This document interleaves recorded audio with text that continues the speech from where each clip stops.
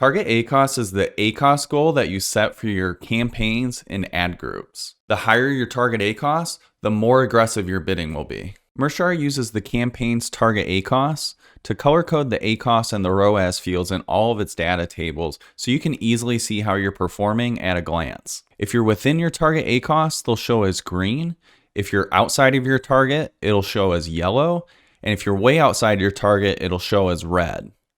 Mershar also uses your target ACOS to automatically dial in your bids with its Smart Bids feature.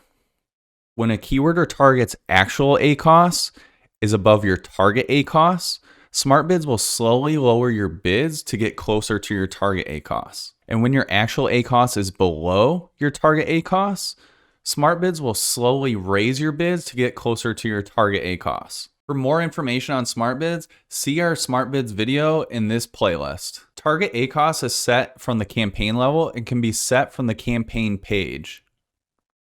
All ad groups, keywords, and targets within the campaign will inherit the campaign's target ACOS.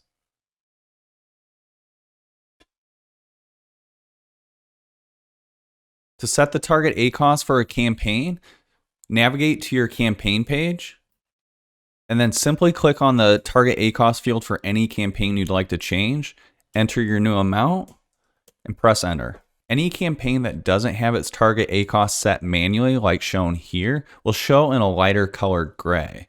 Once we enter a new target ACOS, it'll be a little darker so you know that it was manually entered. Any campaign that doesn't have this manually set will inherit the default target ACOS that you set in your Mershar settings.